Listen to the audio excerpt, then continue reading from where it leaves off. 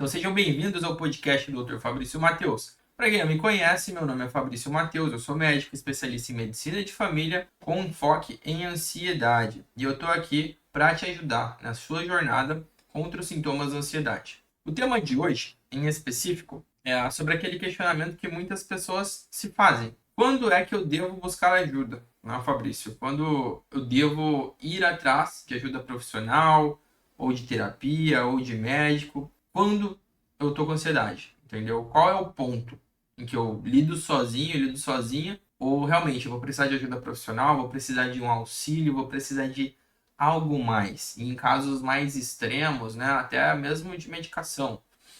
Então, é importante vocês terem essa consciência, terem essa noção. E para isso eu trouxe alguns cenários para a gente discutir, que são cenários hipotéticos, mas embasados na realidade, tá certo? E se você se enxergar em algum destes cenários, então quer dizer que sim, é o ponto no qual você não pode simplesmente tentar lidar sozinho, lidar sozinho. Alguma coisa vai ter que ser feita, algo terá que ser abordado. Porque eu acho que a melhor coisa que a gente precisa ter nessas horas é discernimento e humildade. Porque eu já lidei com muita gente que é cabeça dura. Não necessariamente paciente, mas às vezes conhecidos, parentes. Você percebe que a pessoa não tá bem, não tá legal, você tenta de forma implícita, ou às vezes até de forma explícita, tentar ajudar de alguma forma, tentar auxiliar de alguma forma, mas é aquilo, a pessoa, ela precisa querer ser ajudada em um primeiro momento. Então não adianta só ter o profissional, não adianta só ter alguém do lado, precisa ter alguma coisa partindo do próprio paciente, às vezes de você que está aí do outro lado, entendeu? Então acho que até o fato de você que está aqui assistindo é uma forma, né? Querendo ou não consumir esse tipo de conteúdo, aprender esse tipo de informação, é uma forma de se autoajudar. Então isso é importante. Então eu parabenizo você que está acompanhando a live ou que está escutando o podcast na gravação depois, tá certo? Vamos voltar aqui no problema primário, que é a ansiedade. Como é que eu caracterizo a ansiedade, Fabrício? Vamos lá, o que é isso? A ansiedade ela pode se manifestar de diversas formas, né? Desde sintomas físicos, psicossomáticos, no dia a dia da pessoa. Mas é aquilo, se há uma angústia, se há uma aflição, se há esse medo exacerbado, esses pensamentos acelerados e eles persistem e prejudicam, é a ansiedade, tá? É a ansiedade. Ah, tem as caixinhas, né? Aí tem os nomes técnicos. Tudo bem, tem os nomes técnicos. Ah, agorafobia, transtorno do pânico, transtorno ansioso, transtorno ansioso grave. Óbvio, beleza, aí são diagnósticos médicos, tranquilo. Mas a questão é, você tem essa questão base, essa causa base, entendeu? Que te aflige? Porque só disso existir, a gente já precisa ter no radar que algumas coisas vão precisar ser feitas para poder lidar com, certo? Então esse é o ponto que a gente precisa definir a questão da ansiedade. Aí, como eu disse para vocês, eu trouxe aqui, ó, até anotei num papel, os cenários possíveis e caso você se identifique com algum desses cenários, é prudente buscar algum auxílio. E como eu disse, o auxílio pode ser de várias formas. Pode ser com um médico, pode ser com um terapeuta, tá certo? Por questão dos psicólogos, pode ser com a equipe multidisciplinar, pode ser às vezes, né? Eu tenho pessoas que entraram na metodologia que eu ensino de 6 semanas, desde que você tenha algum suporte, desde que você tenha alguém do outro lado que entenda do que está falando, que entenda o que você está sentindo. Porque é importante essa questão do feedback, é importante essa questão do entendimento, porque senão é cego guiando cego, tá certo? A gente não deseja esse efeito na vida de ninguém. É aquele famoso quando alguém que não entende de um assunto quer ajudar a pessoa no outro. Quantas vezes eu já não atendi pessoas que chegavam para mim com efeitos colaterais de algum medicamento, de algum suplemento, e falava, ah, não, mas porque foi a minha vizinha que falou. Ah, porque o meu tio que indicou, e o tio não é da área da saúde às vezes, né? E isso pode causar danos, mesmo as coisas que são consideradas naturais. Então é importante deixar isso claro, tá? Que vitamina, mineral, chá, várias coisas, elas podem sim ter colaterais, elas podem sim trazer efeitos danosos caso você não saiba para que aquilo serve, caso você não saiba do que aquilo é composto. Tudo bem? Então, é importante você ter um profissional adequado para poder te guiar em se tratando de ansiedade principalmente. Mas vamos lá. O cenário número 1, que é um sinal claro de que você precisa sim buscar ajuda, que não dá para ficar empurrando com a barriga ou tentar levar o quadro sozinho ou sozinha, é quando a ansiedade ela já interfere nas suas atividades diárias, quando é algo que não passa batido. Então, eu quero que vocês olhem, desde o momento que vocês acordam, que você acorda, até o momento que você vai dormir. Quantas vezes no dia você se sentiu ansioso ou ansiosa? Você já contou? Eu recomendo fazer isso. Tenta fazer um mini diário, um bloquinho de papel, alguma coisa, ou no celular mesmo e anota. Do momento em que você acorda até a hora em que você deita para dormir. Quantas vezes, durante esse dia, né, você se sentiu em algum momento com ansiedade? E destes momentos no qual você se sentiu com ansiedade, o quanto eles interferiram na sua rotina, nas suas atividades? Eu vou dar um exemplo melhor para a gente aprofundar mais. Às vezes você está numa situação ali do seu trabalho, produzindo normalmente, tranquilo, e aí bate a ansiedade. E aí você não consegue se concentrar mais. E aí, para você retomar a concentração, foi ali uns 45 minutos. Poxa, isso é um sinal claro de que a ansiedade atrapalhou uma atividade rotineira que é o seu ganha-pão, que é o trabalho. Então, esse para mim já é um sinal de que é preciso alguma ajuda, tá certo? De que é preciso algum auxílio, pois já está interferindo na qualidade do seu trabalho. Da mesma forma, vamos lá, mais um exemplo. Às vezes você está em casa, tranquilo, já trabalhou, já voltou para casa, tá brincando com os seus filhos, tá conversando com a sua esposa ou com o seu marido. E aí, de repente, você começa a lembrar de algumas coisas e você fica ansioso, você fica ansiosa. E aí parece que você não tá ali. E aí seus filhos estão brincando, seu parceiro ou sua parceira tá aqui do lado, e aí você tá ansioso por dentro, né? Você começa a dar uma tremidinha na perna, e aí você volta. E aí você olha, você percebe que passou 5, 10 minutos e que você não estava ali. E que a ansiedade simplesmente te causou ali, de certa forma, aguda, uma despersonalização, uma desproporção em relação à realidade. E isso interferiu na qualidade dos seus relacionamentos com a sua família. Percebam, isso é mais um sinal de que se a pessoa chega neste ponto, ela precisa sim buscar algum tipo de ajuda, ela precisa sim buscar algum auxílio. Porque, novamente, interferiu na qualidade dos relacionamentos com os entes queridos. Tudo bem?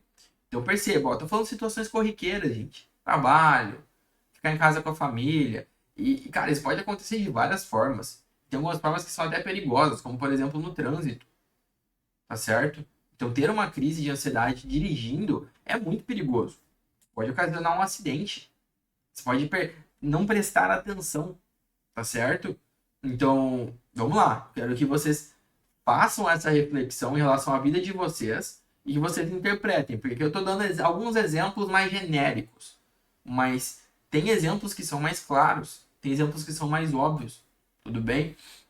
E esse é um cenário que precisa sim ter ajuda, que é quando a ansiedade está interferindo nas atividades diárias, quando as suas atividades perdem qualidade, quando você perde foco, quando você não consegue fazer algumas coisas, tá bom?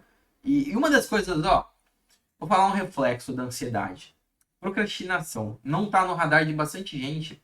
Mas quando você começa a procrastinar demais, você não entende direito e você fica ansioso, então é um outro sinal também que há necessidade de algum tipo de ajuda, de algum tipo de abordagem. Porque pessoas ansiosas, elas tendem a ser mais procrastinadoras mesmo. E é aquilo. Ah, você pode resolver a procrastinação para melhorar um pouco a ansiedade, mas em linhas gerais, resolve-se a ansiedade. E a procrastinação ela tende a diminuir. Óbvio, o ser humano, em linhas gerais, tende a ser um pouco procrastinador quando a gente está em zona de conforto. Então, é claro que não dá para eliminar em 100%, né, essa questão de, vou procrastinar as atividades, vou ficar na zona de conforto, mas quem tem ansiedade essas coisas geralmente estão no máximo. É uma procrastinação no máximo, uma zona de conforto no máximo, uma preguiça no máximo. Então, mais um radar aí para você ficar atento, né? Mais coisas no seu radar para você se atentar. Está havendo muita procrastinação? Está havendo muito empurra-empurra? Muita falta de vontade de querer fazer as coisas?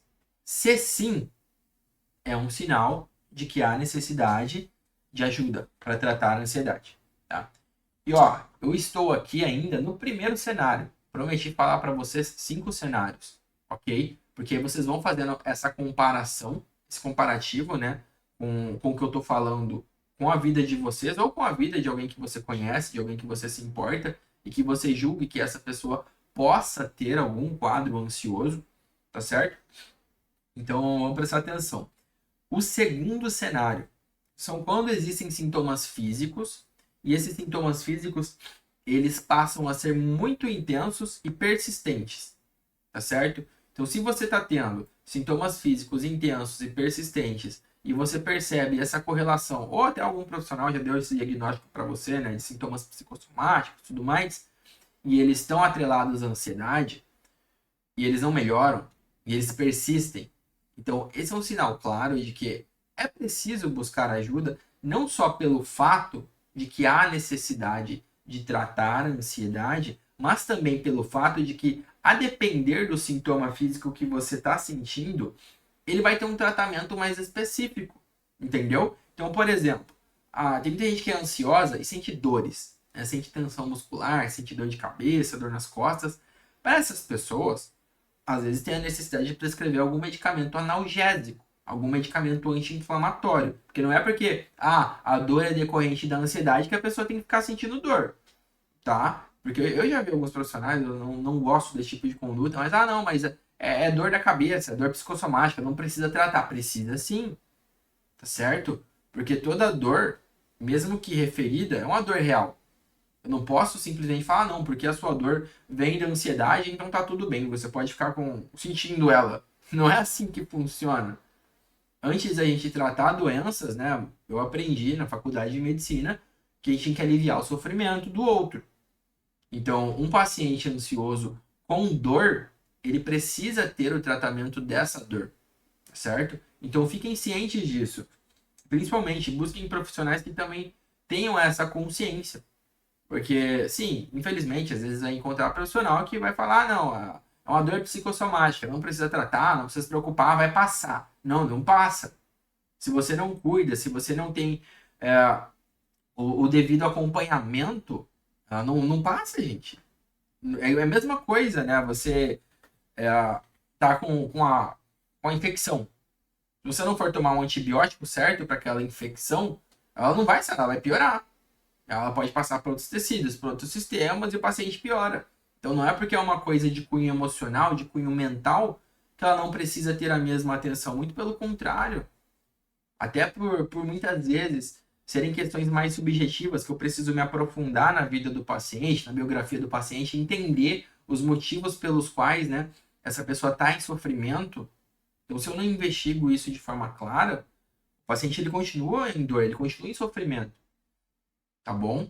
Então, eu entendo. Esse é o cenário número 2, tá? Que eu falei dos sintomas físicos intensos e persistentes. Então, se você que está aí do outro lado sente dores, sente cansaço, sente dificuldade às vezes para respirar, para raciocinar, qualquer coisa relativa à ansiedade, que é física e está persistindo, então tá passando da hora de buscar algum auxílio, de fazer uns exames, né? Uma coisa importante também que vocês têm que prestar atenção, tem algumas doenças que, óbvio, vamos continuar na ansiedade, mas vocês precisam entender isso, tá? Presta atenção. Tem algumas doenças que elas são mais raras de ser diagnosticadas, tá bom? Então tem um escopo ali da medicina que são poucos médicos que têm um domínio pleno. Então muitas vezes quando tem um diagnóstico difícil, a pessoa geralmente fala, né? Porque eu precisei passar em 3 médicos e os 3 médicos não diagnosticaram, fui no quarto que fui ter um diagnóstico de uma síndrome genética super rara. Não é porque esses 3 médicos eram ruins, necessariamente. Às vezes pode até ter essa questão, né, do conhecimento, mas às vezes não. É porque coisas mais raras, doenças mais raras, síndromes mais raras, elas exigem um pouco mais de aprofundamento e investigação. E às vezes você passa num médico que ele não tem especialidade naquilo, aí ele faz o primeiro raciocínio, ele exclui alguns diagnósticos, aí ele te manda para outro. Aí o outro vai, faz. Entendeu? O que não pode é você sempre ficar indo no primeiro médico sem ter essa resolução inicial, né? No mínimo, um encaminhamento, um acompanhamento, ele deve existir. Essa interdisciplinaridade. Mas por que que eu falo isso? Porque muitas vezes as pessoas elas têm sintomas e elas atribuem. Ah, não, porque isso é da ansiedade. E às vezes não é, tá bom? Às vezes não é. Então é prudente haver uma investigação primária acerca daquele sistema, daquela sintomatologia, tá bom? Por exemplo, se o paciente tem dor no peito, se ele tem palpitação, se ele tem falta de ar, me convém investigar a parte cardíaca, me convém investigar a parte respiratória, porque eu não posso deixar passar isso batido, tá certo? Isso não exclui a ansiedade. A ansiedade ela pode coexistir com essas condições, tá bom? E é natural que se eu consigo melhorar sintomas físicos, condições físicas, de tabela eu melhoro a ansiedade e vice-versa. Se eu consigo pegar o paciente, tratar a ansiedade dele, diminuir os sintomas ansiosos dele, as condições físicas por si só, se forem 100% atreladas ao quadro ansioso, elas se resolvem, acaba. Agora, se não forem 100% atreladas ao quadro ansioso, aí que tá, é como se você baixasse o nível da água, né, e conseguisse ver tudo que tá no lago. Então, se você elimina a ansiedade da jogada, aí você consegue deixar alguns sintomas isolados e aí perceber que, bom, talvez seja alguma outra doença, talvez seja alguma outra condição que não a ansiedade, certo? Mas, de qualquer forma, este é um cenário no qual precisa, sim, haver um tratamento, um acompanhamento, um auxílio. Quando você tem sintomas físicos insistentes, persistentes, intensos, relativos à ansiedade, certo? Então, vamos lá. O pessoal perguntou aqui, quando vomita? Ó, vômito relativo à ansiedade é um pouco mais difícil. Pode ter, tá? Pode haver, principalmente quando a pessoa ela já é mais sensível, né? Ela tem um quadro gastrointestinal que é um pouco mais intenso. Aí, às vezes ela pode sim, numa crise ansiosa, num gatilho muito forte, ter vômitos. Se sentir nauseada, tá certo? Mas como eu disse, não é tão comum, tá bom? Não é tão comum. Se há vômitos, se há náuseas, a gente pesquisa algum quadro de tontura infeccioso, algum quadro digestivo, tá certo? Algum quadro relativo à alimentação, tá bom? A gente não pode excluir essas causas. Mas sim, pode ter sim correlação com ansiedade. Vamos para o terceiro cenário, tá, gente? Ó, já falei aqui. Cenário 1, que você precisa buscar ajuda, buscar auxílio, é quando a ansiedade ela interfere nas suas atividades diárias, profissionais, pessoais. Cenário 2 é quando você já está com sintomas físicos intensos e persistentes, certo? Agora eu vou falar no cenário número 3, que é a deterioração do bem-estar emocional e mental. Vou explicar melhor isso. O que eu quero dizer quando eu falo deterioração do bem-estar emocional e mental? Num jeito mais simples, se eu pudesse colocar assim de forma bem simples, só para você que está do outro lado entender. Se você pudesse, hoje, se dar uma nota de 0 a 10, sendo 0 péssimo e 10 excelente, qual a nota que você daria para a sua saúde emocional, para a sua saúde mental? Se for ali de 6 para baixo, já é um indicativo de que você precisa de auxílio, entendeu? E eu sempre recomendo, óbvio, não é uma nota de momento, porque às vezes, pô, o time de futebol acabou de perder a partida, você tá chateado, porque você liga para isso.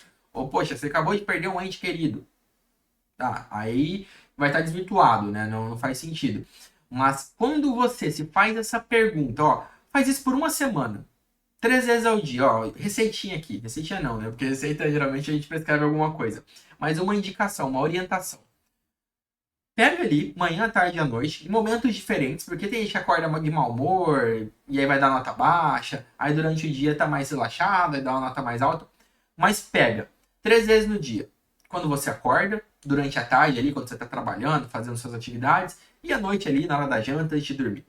se avalia. Avalia como que tá ali a sua saúde mental e emocional naquele momento. E faz isso por uma semana, tá bom? E depois faz uma média. Se essa média permanecer muito baixa, e baixa eu considero 6 para baixo, quer dizer sim que está complicado, que você está tendo uma deterioração dessa questão do bem-estar emocional, do bem-estar mental. E isso precisa de auxílio, precisa de ajuda. Não dá para você tentar ficar lidando sozinho ou sozinha, certo? Porque você vai falhar.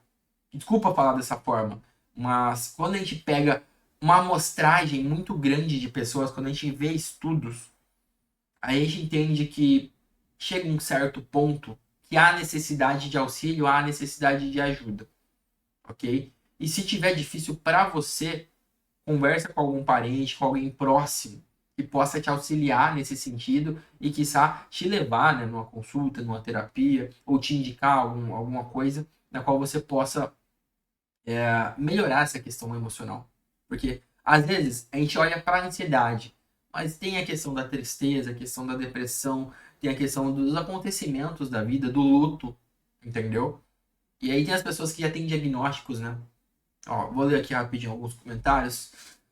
André, cheguei a ir 5 vezes ao banheiro ao dia. Sim, a questão do desarranjo intestinal na ansiedade é relativamente comum quando a gente pega uma pessoa que ela já tem predisposição, tá? Lembrando, é necessário excluir outras causas, tá, gente?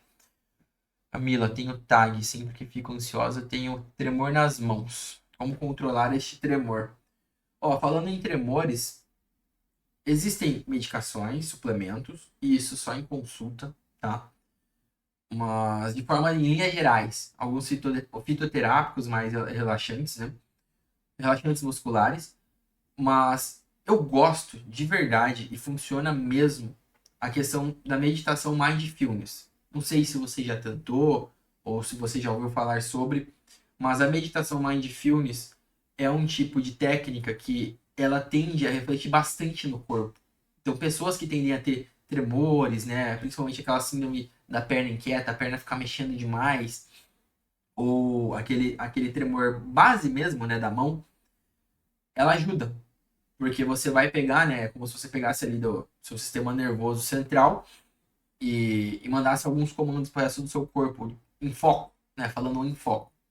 E aí o organismo ele tende a dar uma relaxada, tá bom? Mas quando você resolve a ansiedade em linhas gerais, os sintomas ansiosos em linhas gerais, e você está em tese em remissão, o tremor é para sumir, tá? O tremor é para diminuir e não existir. Um quadro remissivo, que já está sendo tratado, já está sendo acompanhado, ok? Então, se ainda existe um tremor, uma exacerbação destes sintomas, precisa investigar melhor o porquê isso está acontecendo. Mas se eu puder dar uma indicação aqui, seria a meditação Mindfulness, tá? Ajuda bastante mesmo. Então, ó, falamos aí do cenário um, quando a ansiedade interfere nas atividades físicas diárias. Cenário número 2, quando os sintomas se tornam físicos, insistentes e persistentes. Cenário número 3, quando eu tenho uma deterioração do meu bem-estar emocional, do meu bem-estar mental. Quando eu não consigo mais focar nos meus relacionamentos, quando eu não consigo mais ter uma qualidade na conversa que eu tenho com as pessoas que eu amo, quando eu não consigo simplesmente fazer coisas que antigamente eu gostava. Então, às vezes, poxa, eu gosto de assistir filme, assistir série, e nem por isso eu tenho mais interesse, sabe? Ou então, às vezes, tem pessoa que gosta de fazer crochê, gosta de pintar, de desenhar, e nem isso a pessoa está mais fazendo. Então, tudo isso é um sinal de que existe uma deterioração, tá bom? A gente não pode deixar isso passar batido, certo? Para você que está acompanhando, eu recomendo, faça essa questão aí de avaliar a sua saúde emocional por uma semana, 3 vezes ao dia, e depois fazer uma média. 0 a 10. Se for 7 para baixo ali, 6 para baixo, é um sinal de alerta, tá bom, gente? É um sinal de alerta, porque isso quer dizer que em várias vezes ao dia, durante vários dias diferentes da semana, você está com a saúde emocional rebaixada. Isso não é bom, não é legal. Porque não tem qualidade de vida, né? Que vida que é essa que você sobrevive, né? Você não vive, você sobrevive. Você come, você vai no banheiro, você dorme, você faz as coisas ali de forma mecânica. Então, isso é um sofrimento muito intenso, um sofrimento muito grande. Não desejo isso pra ninguém, entendeu? Então, se você está passando por isso agora, passando por isso hoje, está nesse momento da sua vida, a recomendação maior é discernimento, humildade e buscar ajuda, sabe? É se colocar muitas vezes numa situação que eu sei que é difícil, porque você se coloca numa situação de vulnerável, né? Numa situação de fragilidade, tá certo? E aí você vai precisar, né, nesse primeiro momento, assumir que você não está bem. Mas a partir deste momento que você assume que não está bem, as coisas começam a mudar. Porque você joga clareza para algo que antes já existia, mas antes estava obscuro, né? Estava na escuridão, estava oculto. Mas você fala: não, não, não, chega disso. Eu sei que isso está acontecendo, eu sei que isso está me fazendo sofrer, e eu não vou perpetuar esses sinais, esses sintomas, esse modus operandi na minha vida. Então algo vai ser feito, tá bom? Então busquem ajuda. Capelão perguntou: ansiedade causa dores musculares? Sim, inclusive é um sintoma físico bem comum da ansiedade, são dores musculares, tá? Atenção, principalmente atrás do pescoço, aqui na região da mandíbula, sabe? Como se estivesse mordendo e apertando forte. Na hora do sono, principalmente, tem até um nome para isso, né? Bruxismo. Eu sei porque eu já tive bruxismo. Você morde tudo sua bochecha aqui por dentro. É bem ruim, tá? É bem ruim. Vamos lá. André, estou tomando estalopram e estou bem. Que bom, cara, que bom. Muito feliz quando eu vejo que tem pessoas que estão fazendo o tratamento já estão tendo um segmento e estão tranquilas. Você não pode só deixar, né, a situação do fato de você estar bem para baixar a guarda. Então é importante, mesmo você que já toma medicação, mesmo você que já tem um acompanhamento, às vezes com psicólogo, com psiquiatra, com médico, prestar atenção que existem os fatores protetores que eles vão te auxiliar nessa remissão e nessa manutenção, ok? Então existem sim esse empilhamento de fatores protetores que é necessário quando a gente fala em saúde emocional, ok? Yara perguntou: desvenlafaxina serve para TAG? Servir serve, só que a questão é, desvenlafaxina é uma medicação que ela precisa ser prescrita de forma muito peculiar e individual. Não posso simplesmente falar aqui que todo mundo que tem TAG, se tomar, se fizer uso, vai melhorar. Não é assim que funciona, tá? Mas a depender do quadro, dos sintomas do qual a pessoa se apresenta, se forem mais severos e se houver uma indicação, pode ser usado, ok? Pode ser usado. Mas, novamente, medicação precisa passar por consulta, precisa ter toda aquela questão do diagnóstico, dos prós e contras, porque é aquela história, né? Às vezes um paciente é mais novo, ele tem os mesmos sintomas que um paciente mais velho. Aí, para o paciente mais velho, eu vou escolher uma classe de medicação diferente do paciente mais novo, porque tem mecanismos de ações diferentes, a depender da idade, tá bom? Da mesma forma, às vezes a pessoa tem outras comorbidades, outras doenças. A pessoa é diabética, hipertensa, aí eu já deixo de usar uma classe porque a pessoa já tem essas doenças, aí eu busco outra classe. Então, gente, medicação é uma coisa muito individual. Existem as classes medicamentosas, né? Existem, e dentro das classes você tem vários tipos, né? Vários tipos de remédios diferentes. Então, para você saber mesmo, só passando por consulta. E ainda assim, muitas vezes você vai numa consulta, o médico te passa um remédio, você toma o remédio e ele pode não dar certo contigo, sabia? Pode não dar certo. Por isso que eu sempre deixo claro, principalmente nos casos em que precisa de adaptação, principalmente a classe de antidepressivo. A de antidepressivo ela demora um tempo para surtir efeito. E se o profissional não deixa isso claro para o paciente vai tomar ali uma semana e vai falar: pô, isso daqui está me dando dor de cabeça, não está funcionando, eu vou parar. Então a gente tem que avisar, falar: olha só, vou passar esse remédio, mas nos primeiros dias pode ser desconfortável, pode ter dor de cabeça, pode ter náusea, e para você sentir algum efeito, no mínimo umas 2, 3 semanas. Aí o paciente, tendo clareza e consciência disso, aí fala: ah, bom, o médico explicou aqui, estou entendendo, vou passar por esse processo. Tá? Então até isso, gente, a gente tem que estar atento. E mesmo você usando ali por um tempo, pode ser que precisa reajustar a dose, pode ser que precisa associar com outras medicações, ok? Mas vamos voltar para os cenários aqui, porque a questão da medicação, igual eu disse, é muito particular e ela só é reservada para casos específicos. Remédio não é para todos, tá bom, gente? Não é para todo mundo. Então, vamos voltar aqui pro cenário 4. Cenário 4. Falei do cenário 1, que eu falei sobre quando a ansiedade interfere nas suas atividades diárias. Cenário 2, que é quando você tem sintomas físicos persistentes. Cenário número 3, que é quando há uma deterioração. É uma palavra difícil, né? Deterioração. Não sei porque eu escolhi essa palavra, mas vamos lá. É uma deterioração do seu bem-estar emocional e mental. E cenário número 4, quando a ansiedade ela passa a afetar os seus relacionamentos e você passa a ter prejuízos na relação interpessoal. Você sente que está brigando mais com a pessoa que está do seu lado. Você sente que você está sendo mais grosso com as pessoas no dia a dia, mais grossa com as pessoas no dia a dia. E não porque você é uma pessoa ruim, uma pessoa maldosa, mas você é sem querer, você se arrepende depois. Porque tem a pessoa que ela simplesmente é grosseira por ser grosseira, né? Vamos combinar. Ninguém merece esse tipo de gente, que é a falta de educação. Mas tem aquela pessoa que às vezes ela tá tão ansiosa que ela tá presa na cabeça dela, alguém fala com ela e ela te dá uma respostada. Né? Fala, não, pera aí, fulano. E a pessoa, nossa, por que falou assim comigo, né? E ela se arrepende, entendeu? Ou ela percebe, ela fala, putz, grila.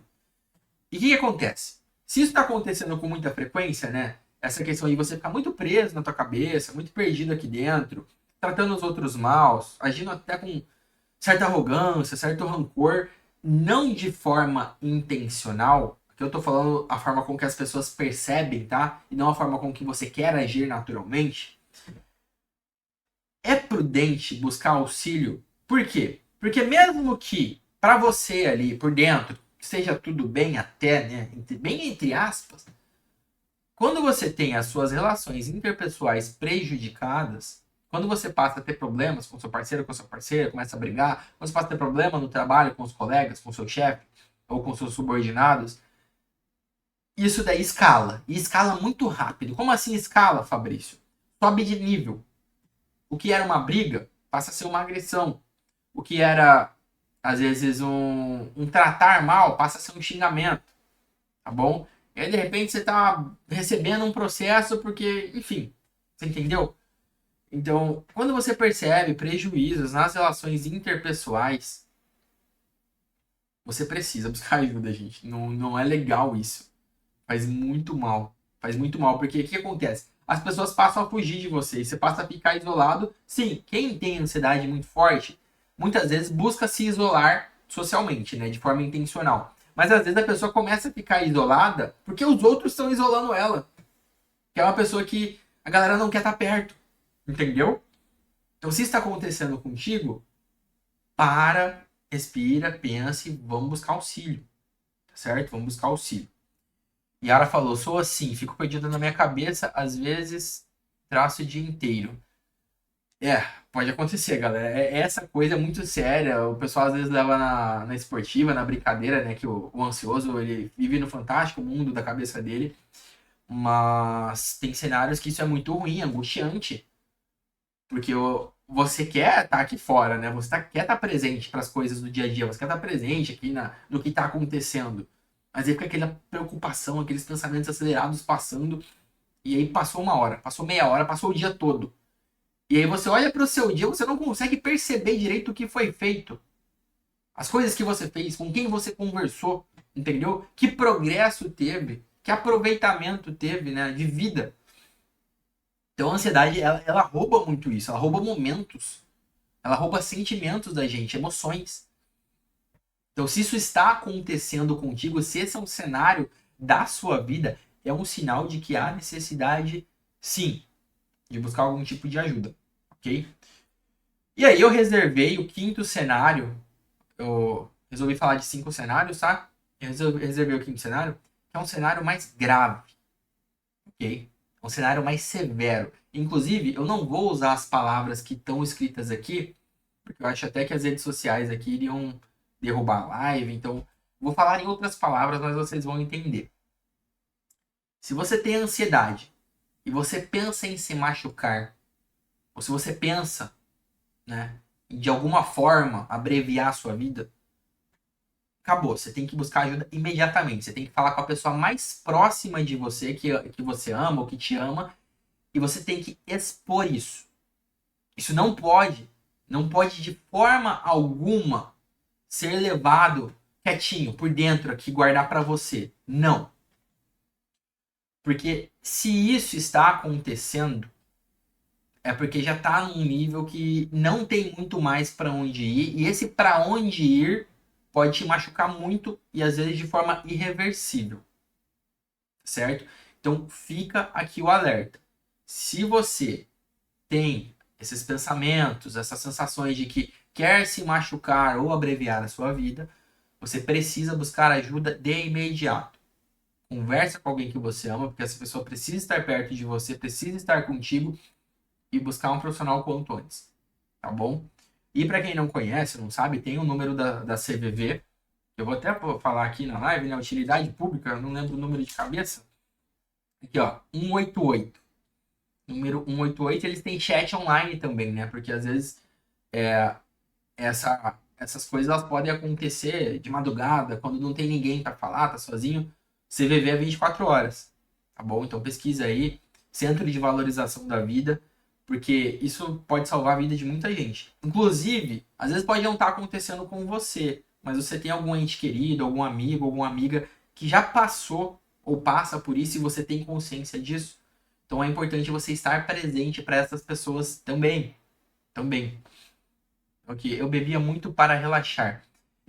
Então, quem tem ansiedade ou outras questões emocionais pode buscar uma forma de fugir do mundo, né? De fugir do mundo real ou de se aliviar, né? Porque a bebida, outras formas, a própria medicação, dependendo, quando a pessoa não usa a medicação com indicação, ela pode dar aquela sensação, né, de bem-estar, aquela sensação de tô liberando hormônio aqui, sentindo prazer, ou simplesmente fugindo da dor. Só que essas coisas não são muito sustentáveis, tá? Então, novamente, se existe alcoolismo, uso de outras substâncias, ou qualquer coisa nesse sentido, isso mais prejudica no longo prazo do que ajuda. Pode aliviar, pode causar um alívio momentâneo, sim. Ah, eu tomei aqui um monte de bebida, fiquei alcoolizado. Óbvio, você não vai sentir dor, você vai sentir ressaca no outro dia. Mas no longo prazo, tende só a piorar. Então piora um quadro de base de ansiedade, piora um quadro de base de depressão.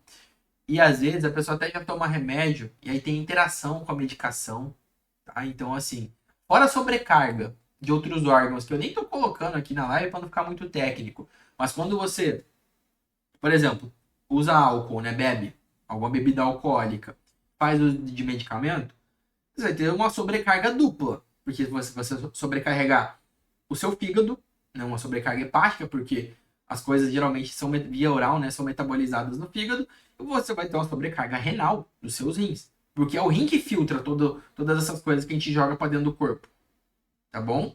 E o álcool por si só já é hepatotóxico, né, em doses um pouquinho mais altas. E algumas medicações também, elas já têm esse cuidado da dose para não sobrecarregar demais o fígado e os rins. Então é importante, tá bom, gente? Todas essas coisas relativas ao uso de medicação, uso de substâncias, né? Ah, vou beber, vou fazer as coisas. Precisa colocar na balança, tá? Precisa colocar na balança, de verdade. Então eu vou recapitular com vocês.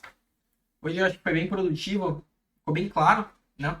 Os cenários que você precisa mesmo buscar ajuda, que são: cenário número 1, quando a ansiedade está interferindo nas suas atividades diárias. Cenário número 2, quando a ansiedade está causando sintomas físicos intensos e persistentes. Cenário número 3, quando está tendo uma deterioração do seu bem-estar emocional e do seu bem-estar mental. Cenário número 4, quando a ansiedade está causando prejuízos nas suas relações interpessoais. E quinto e último cenário que eu acabei de abordar, quando existe, né, já um anseio, um desejo de você se machucar ou causar algum dano na sua vida, você mesmo. Então, qualquer um desses cenários, principalmente o último, precisa de ajuda. Ponto. Ponto. Não tem o que barganhar, não tem o que discutir. Porque já está num patamar tão elevado, de um efeito deletério tão alto, que se você não fizer algo a respeito, a piora ela pode ser muito rápida. Muito rápida. E tem pontos que não dá para voltar. Tá bom? Tem alguns pontos que você pode até ir e tem volta, mas tem certos pontos que, se ultrapassados, não volta, tá bom? Então, prestem atenção, cuidem da saúde emocional de vocês. Se vocês tiverem alguma sugestão de tema, alguma pergunta, alguma dúvida, podem me mandar. Eu não consigo, vou ser sincero com vocês, eu não consigo mais responder a todos, porque, por exemplo, a live eu tô fazendo no Facebook, no YouTube, no Instagram. Mas sempre que eu posso, sempre que eu consigo ali pegar um comentário, responder, uma mensagem no inbox, responder, eu respondo, tá bom? Então, sintam-se à vontade para me mandar as coisas, ok? E é isso.